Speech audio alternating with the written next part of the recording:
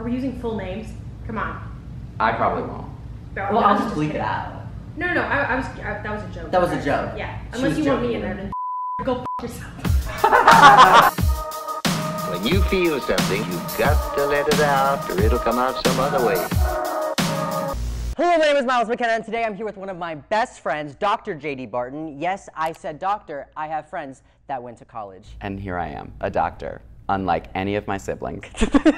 I think that's been the most helpful too for my healing, like being friends with people that are psychologists, because it's not like y'all have it all together. You know what I mean? I really believe the fantasy. It was like y'all are healed and like I need to be saved. Oh no, However, yeah. I have friends that are therapists and I've helped them process things, and it's been the biggest reminder of like, oh, we're just people and we all need people to help us process the world. I mean, I think about it like I cut my own hair, but my friend David still comes and like trims my neck, because like I can't do that. I know the tools for stuff. It's still helpful to have somebody else with a different viewpoint. Wow. To like check my edges and make sure I look okay.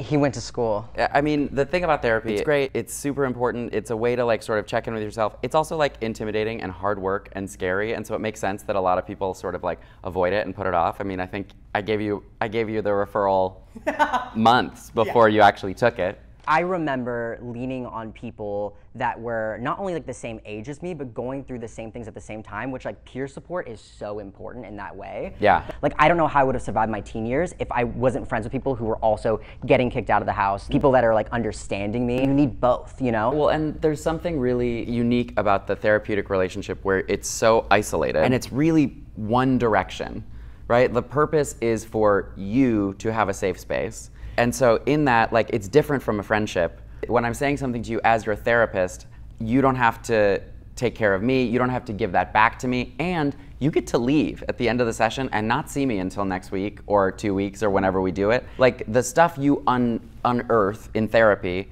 you don't have to share it everywhere. Your therapist is a safe space to just kind of be like, hey, I'm only here for you. Yeah. Like, and we can talk about it or not talk about it. My job is not to give you advice or to tell you how to live your life. My job is to just like point out what's going on. This episode, we're talking about breakups. I had a breakup once.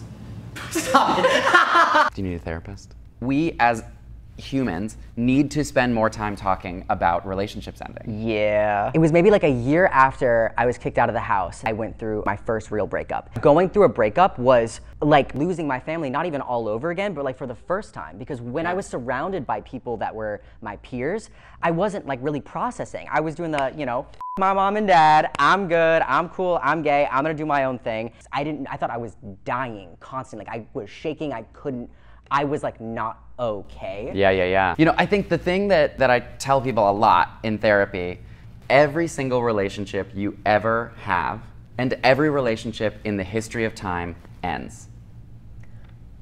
Wow. All relationships end.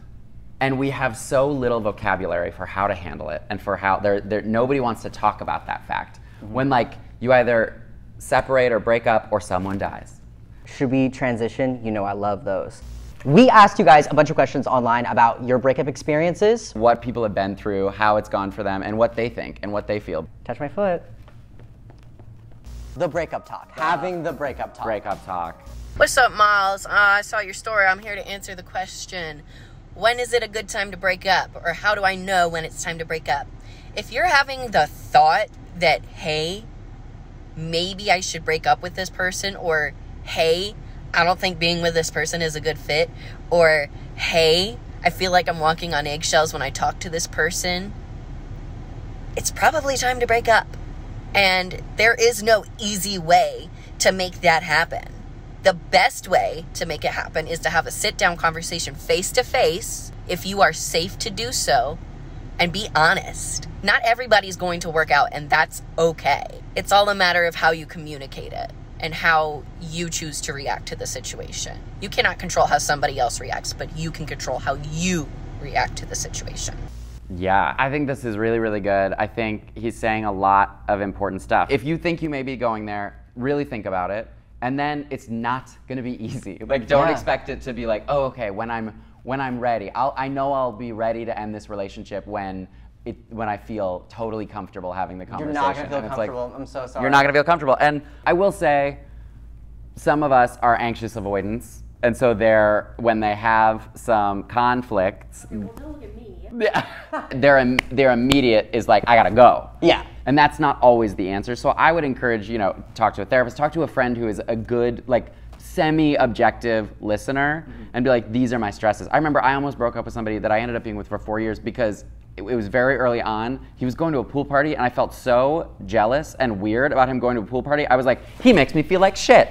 I gotta break up with this man. Insane. He was just going to a pool party and he came back from the pool party and he was like, I really wish you'd come. It would have been fun. And I was like, Girl, are we the same person? Right. Wow. And I was ill. I like threw up. I was so anxious about this. Okay, how much I relate to that. I did the same thing. I was like 22, 23 in a relationship, and it was like my partner was like going to a party. But I just religiously was in relationships with people I was in friend groups with. Right. So it was like we're best friends and now we're dating. I've done that time and time again. Right. Doing the thing where it's like we can be together but also do different things. I broke out in hives. Yeah. I was not okay. I had hives all over me because I was like, what's gonna happen? Where are you? What's going on? And there was like, which again has nothing to do with the relationship, but like so many other things that I'm now bringing to this relationship. Right?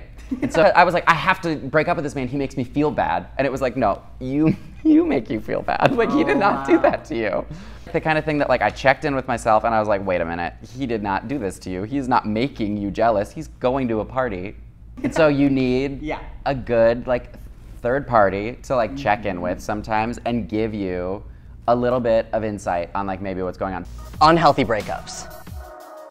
Well, there's lots of things that make a bad breakup, but one of the ones that jumped to mind for me is when there is a lack of clear boundaries from either party. And an example of this is from my boyfriend is walking across the room to get farther away from me. After somebody broke up with me, and it was like a bad surprise when it happened. The following day, because I didn't make it clear that like, I don't want to now try to be friends. Like that would make me very sad. He texted me the following day and said, don't you feel so much better now? And it made it so much worse. He did not communicate his boundaries. Yeah. And I like that he named that breakup was a bad surprise, right? Like that was not, he didn't see it coming. Yeah. He was really caught off guard.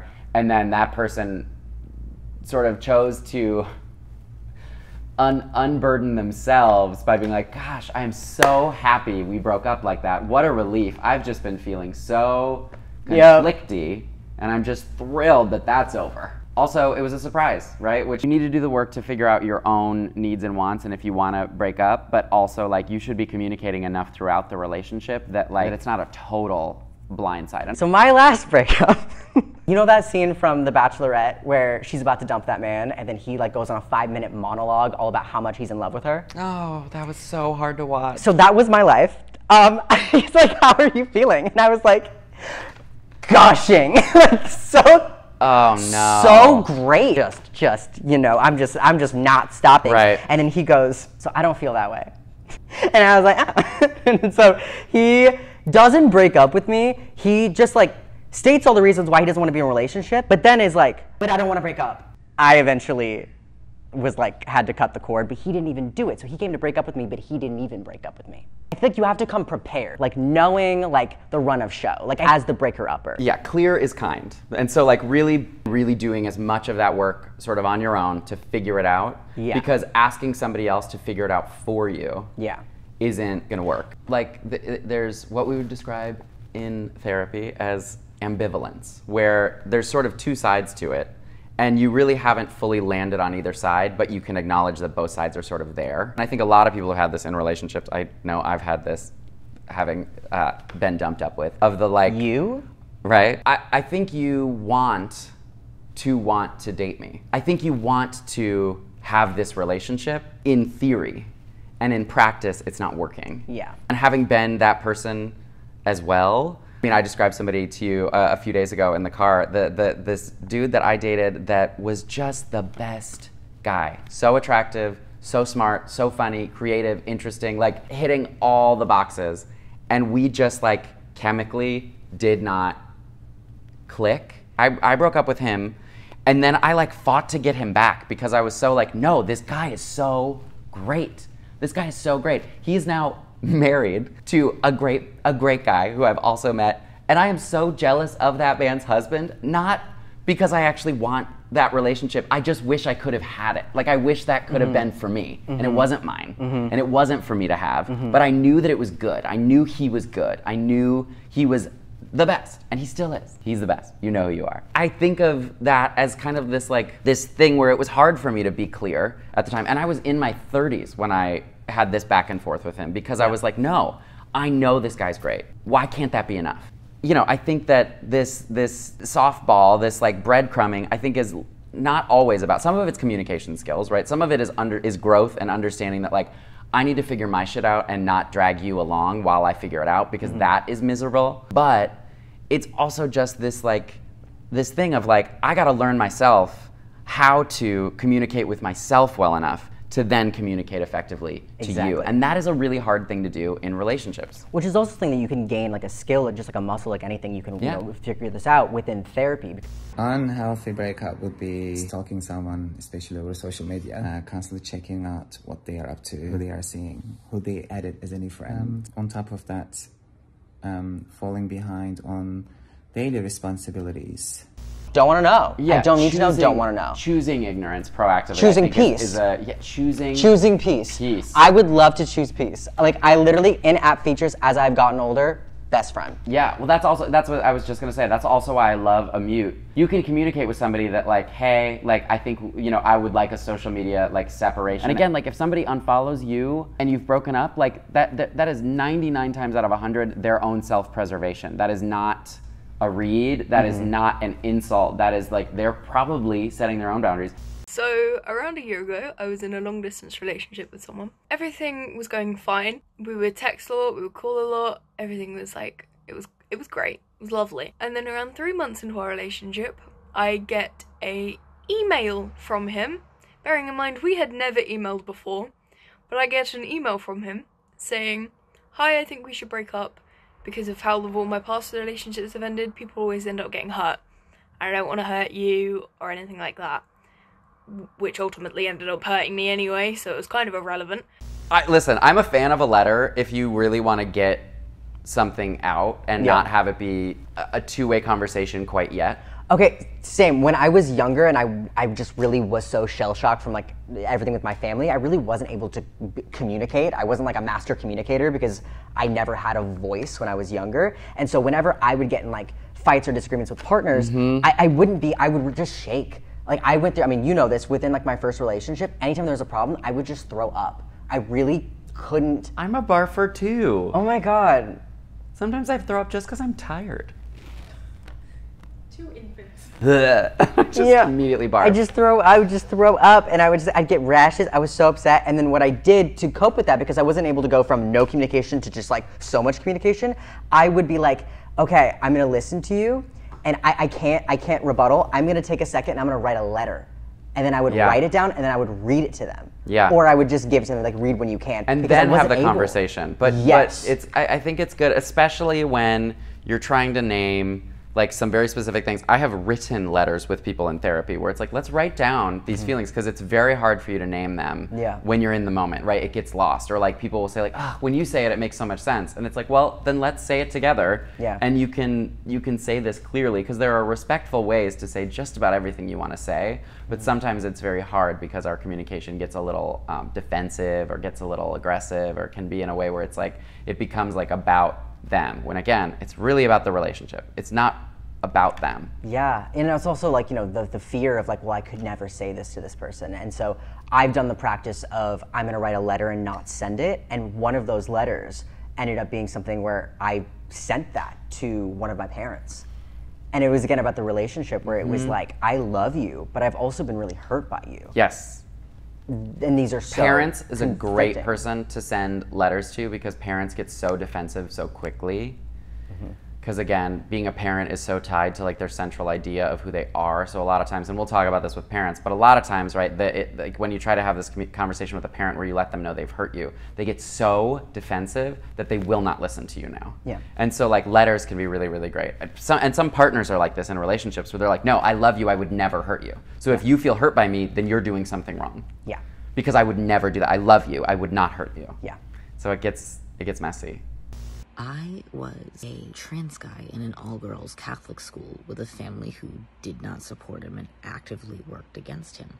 So I would get into relationships that involved another person using a lot of behavior that I didn't understand was wrong because, well, my parents do it. Oh, well, this person in my family does it. When I broke up with my long-term partner in high school, who I was madly in love with, things started to kind of unravel.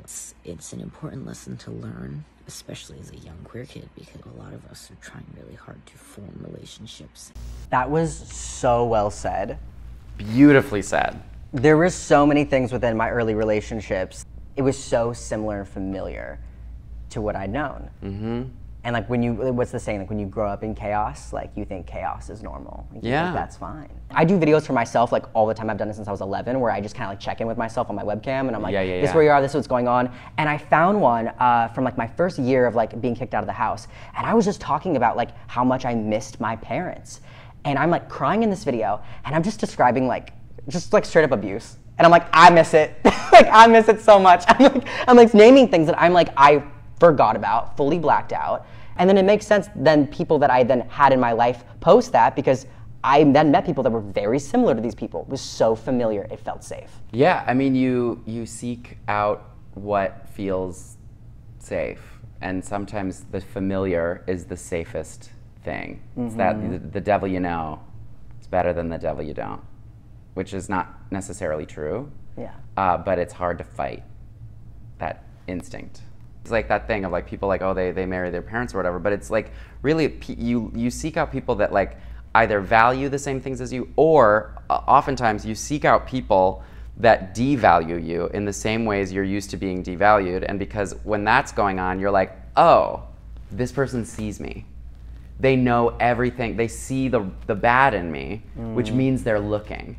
It means they're paying attention. Wow. And so when somebody is like, oh, well, I don't know, that person's like really into me, like, bleh. A lot of times what's going on unconsciously is we're like, they're pretty stupid if they think that I'm like a good, nice, like kind, attractive person. Like they're obviously a dumb person. Why would I want to date someone dumb? Like, and that like is all unconscious. I also think there's something too of, you know, dating someone that's like your parents and you didn't get your parents' approval, but you feel like you get this person's approval. If you like, can. Yeah, it's like, well, it's like that's the big gag, right? It's like I wasn't able to get your acceptance, and so I'm gonna find someone else who is just as disinterested as you, but also sees the value in me. And if I can convince them to love me, then I've healed my inner child. Done. No, Nailed but it. that totally feels Nailed like it. it. That, you know, chasing that your entire life. Which again means that relationship, what's going on isn't even about that person. It's about you. We're gonna talk about ghosting, which is, I mean, like, is that the clinical term? What would you say?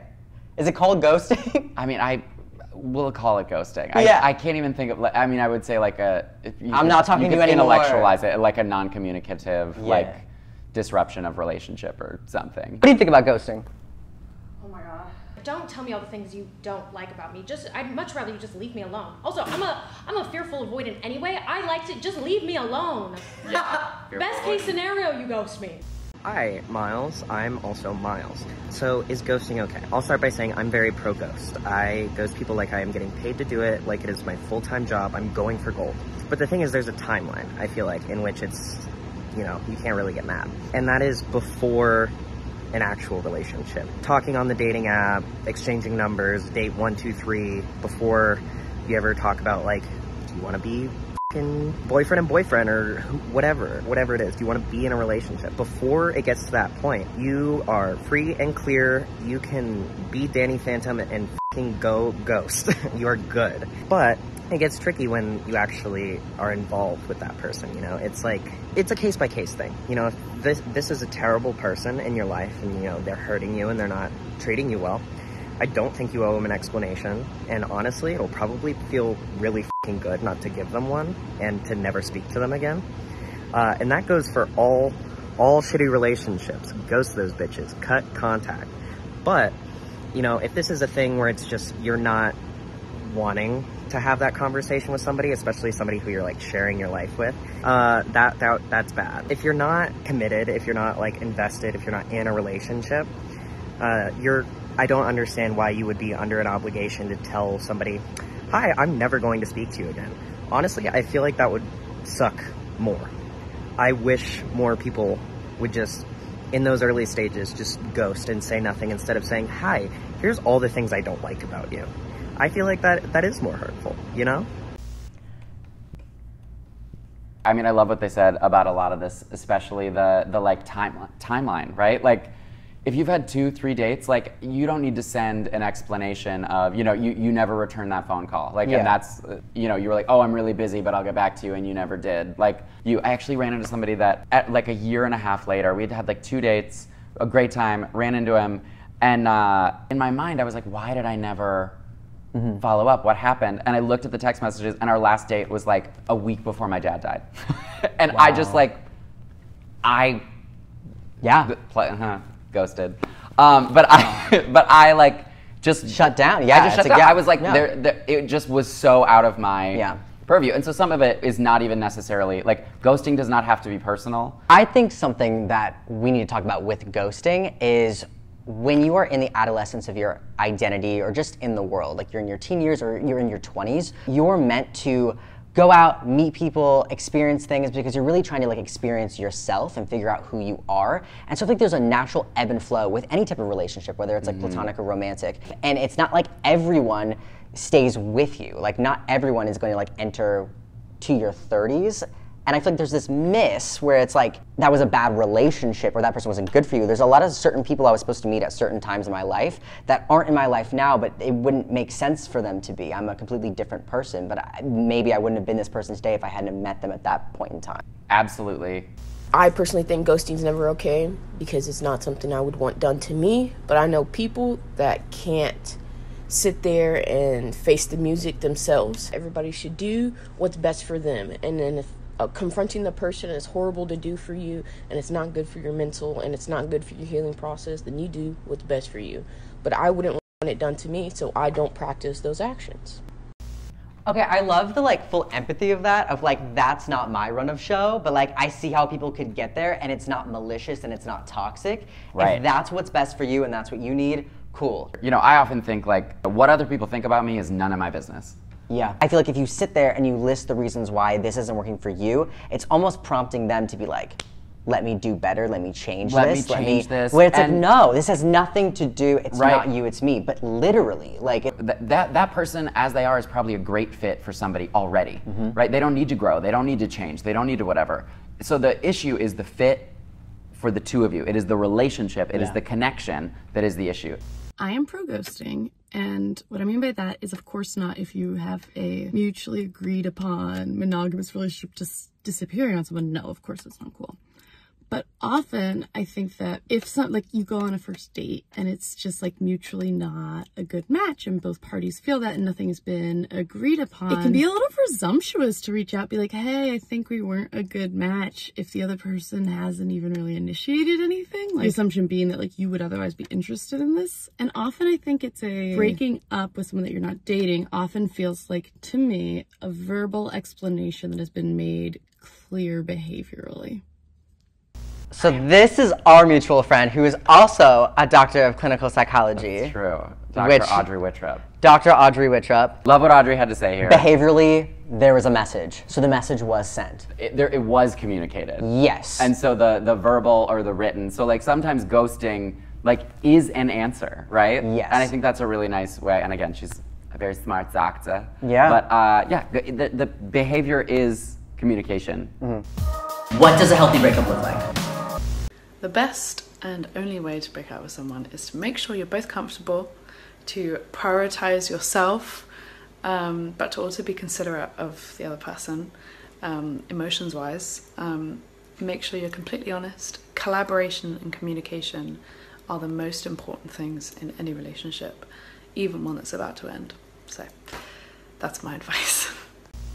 Collaboration and communication. Knowing what you want and communicating it to the other person clearly. I've never felt that. I've never felt that, not once. Yeah. A lot of times the sooner you have the conversation, the better, because otherwise people sit there and how long have you felt like this? Yeah. And then they want to replay the last 2 months. Well, that happened to me. The last time I was broken up with was days after Christmas.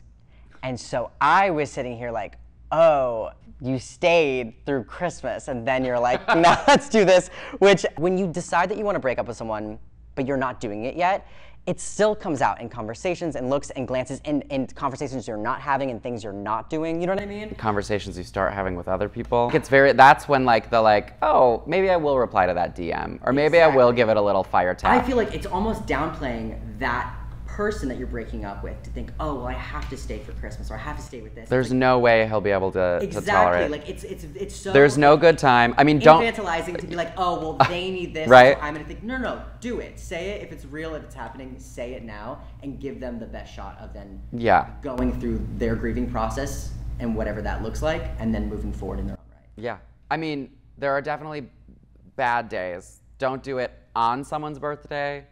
Don't do it the day they have like a really big like job interview. Like don't do it on like that kind of day. I got keys to my new apartment and I thought he was coming over to celebrate, and then he broke up with me. So like you couldn't have waited like, till tomorrow morning? Here's my breakup story. Around the end of 8th grade, you guys would call it in America. Here in Australia, it's just year 8. I was hard crushing on this guy who was and continues to be straight. Yeah, not my best decision, so I went back in the closet, and I felt really bad about that, but then I got to date him because he had a crush on me, which, by the way, look at me. If you have a crush on me, I think that's a little queer, but, we got to date for a bit, for a month, and then 3 days before Christmas, I decided that I couldn't take it, and I felt extremely guilty. I didn't talk to him for a day, then texted him out of nowhere and said that I was a guy, and that I'm very sorry, and he was actually really sweet. And it was the most accepted I'd ever felt. And it was from an ex, and we're still friends. It gets better, kids. It really does. I like them so much. I love this story. I love sort of what they're talking about, even just the like nature of like, I really tried to subvert a very real part of myself in order to make a relationship work.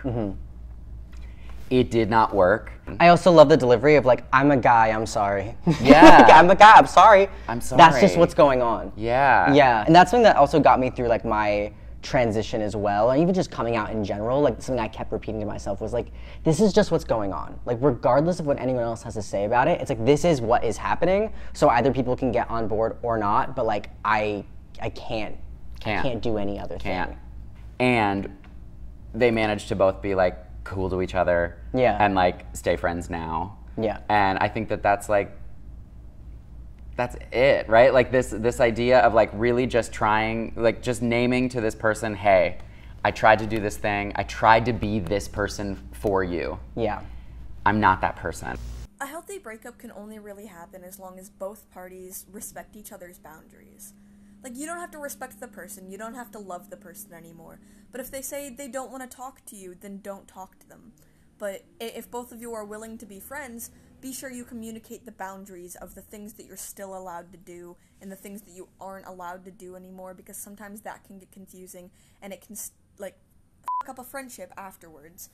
Boundaries can also change with time and growth and healing. Like the most healthy breakup I ever went through was when I was on a completely other page from my partner where they were like, I want to break up. And it was like, obviously like we should break up, but I was like, I love this person. I want this person in my life, but we don't work in a relationship. But I don't know if I can be your friend.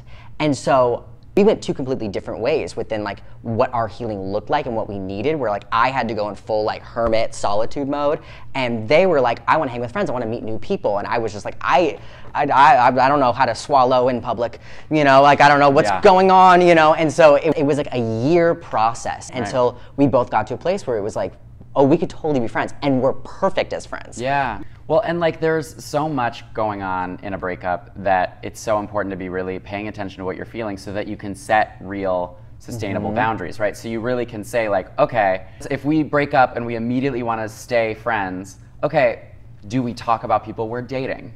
Do we talk about like what are our there boundaries? would be like proper triggers. You know, I would then just shut down and like not be okay. Not be okay. You know, but then it's like within that communication, communicating that to the partner of like, I don't think I can like hang right now, but in the future, I'm gonna come back, we can all hang, you know? Yeah, I often say to clients who are like trying to navigate a breakup and staying friends to treat their former partner like they are wrapped in bubble wrap.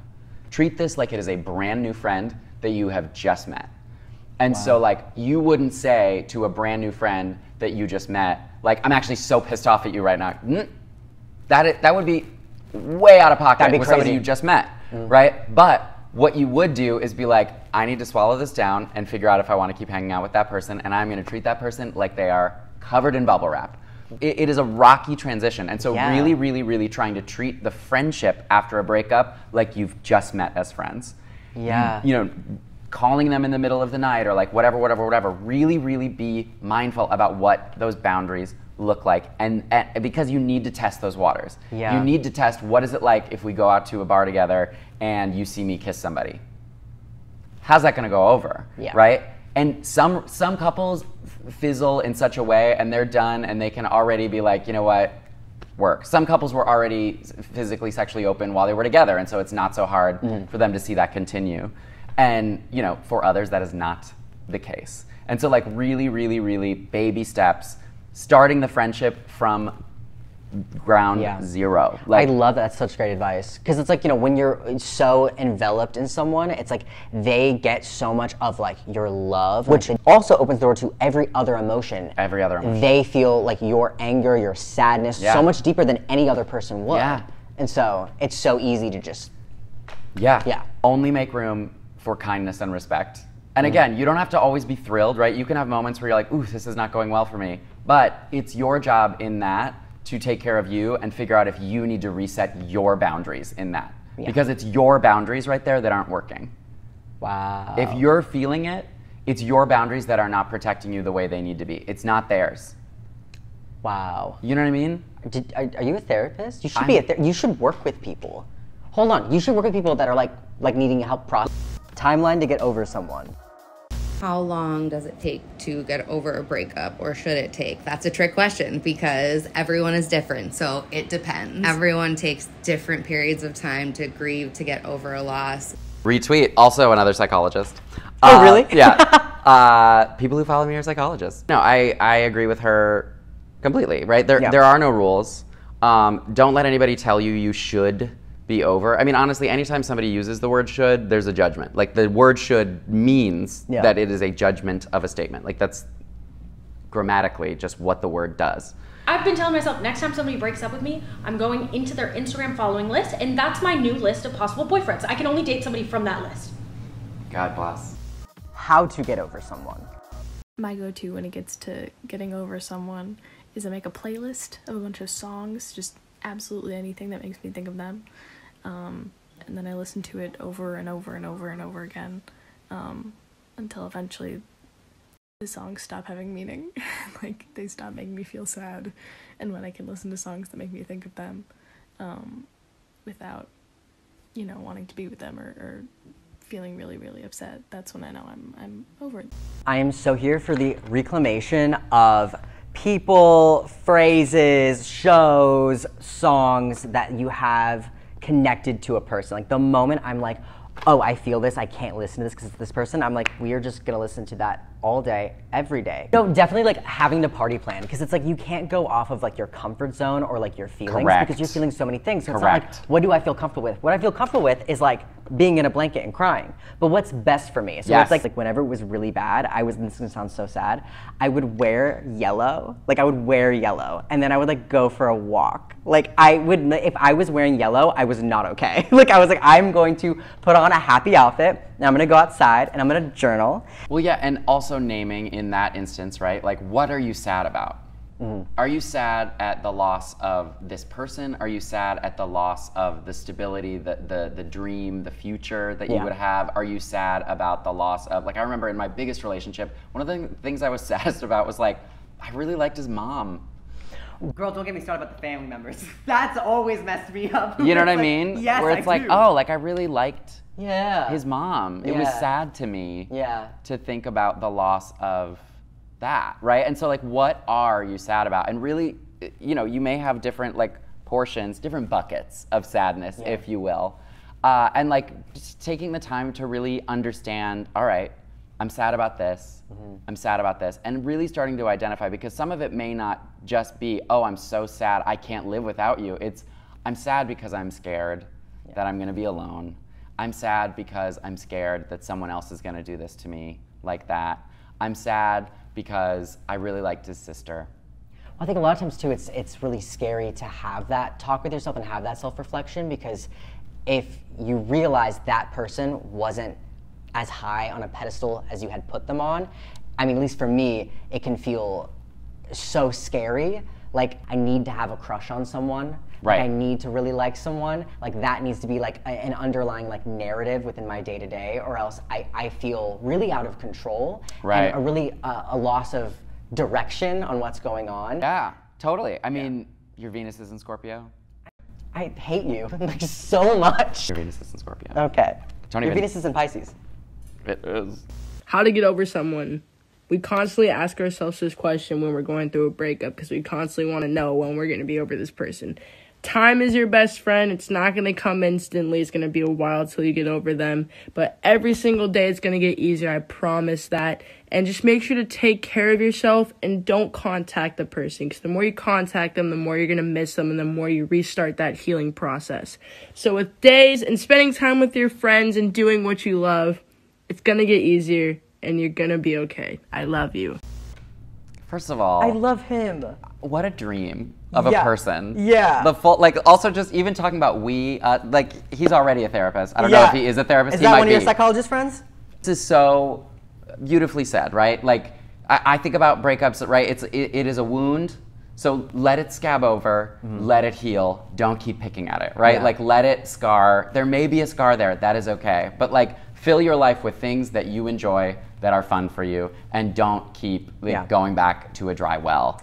Yeah, I went through a breakup where my partner would we wouldn't have like conversations or hang out, but like we broke up and then they would reach out, or then, and then I would reach out, and it was like sending things that like were prevalent in the relationship. Like, this reminded me of an inside joke. You're sending me this meme of something because this is something specifically I like. And it was just like, the moment I kind of start feeling okay, then it's like, oh my God, I got a text from this person. And it says something that's like only you and I would know. Time is so crucial, right? Like, you will start to feel better little by little. It may not be tomorrow. It may not be in 2 days, but in a week or 2 weeks, like, you will start to heal, right? You will start to accept that this thing is over. And that is what, that's what we're really talking about when it comes to like getting over somebody. It's really just accepting that it's done. And that doesn't mean, to be over somebody doesn't mean you don't still feel hurt when you think about what they've done. Yeah. You don't still feel sad that you don't have them in your life. It doesn't mean you don't feel anything about them.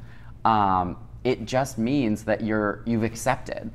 So how long should it take to get over someone in a breakup? I don't know the answer to that, because my girlfriend of 1.5 years broke up with me in summer 2019. It is summer 2022, and I am still not over her. I still love her with all of my heart, and I miss her, and all of that. It was not my decision. I think our breakup was very unhealthy because she told me that the reason why she wanted to break up was so she could have the full college experience and date other guys and sleep with other guys. Specifically, real guys, because I'm a trans guy. And yeah, now she considers herself straight, so that's fun. Yeah, how long should it take to get over somebody? I don't know. It's been years and I'm still in love with her, even though she treated me like trash. That's an unhealthy breakup. Thank you for sharing that. That is so vulnerable and like rough. Like, that is A of all, I think anybody who's watching this video is gonna agree, like, deeply unkind, unfair, like, especially giving somebody that kind of like response, rather than saying like, we're not a fit, which like, and maybe she, has different needs than he's meeting, but like, to invalidate that person's experience. To invalidate his experience like that is cold. In the section of how to get over somebody, meeting more people, making more connections, and like learning more about yourself and how you want to be loved, deserve to be loved, what good love, real love feels like. And that does not have to be romantic love, right? You can have great friends who really respect you and really take care of you, really like value you. Yeah. You can have great casual sex partners who really value you, and those can be your community, right? You don't need a specific primary romantic partner, but giving yourself opportunities to be loved well, I think in this case especially, is like so important because he was done wrong. Within that, you're gonna unlock different parts of yourself that you were not able to within this relationship, especially under the guise of this person did not fully see you or respect you. Yeah, the longing is still there. Great thing to be spending some time in therapy really like learning about. Like really, I think like in this case, the best thing I would suggest for how to get over somebody is get with others who respect you and love you. Did we just solve breakups? I don't think anyone's breaking up ever again. And if they are, they're like really okay with it. If they're out, they're literally just like, oh, I guess like, bye. I guess like fine. Yeah. Yeah, you'll see us next month. This is Miles' channel, so you know how to find Miles. I have a weekly podcast where my colleague and co-host, Dr. Joanna Witkin, and I talk about movies and the brains and minds of people in movies. So if you liked anything from here, give us a check. It's called Real Psych, R-E-E-L Psych, wherever you get your podcast. We're gonna be back next month with more words to your face. You guys are like a period, you know? They like come once a month.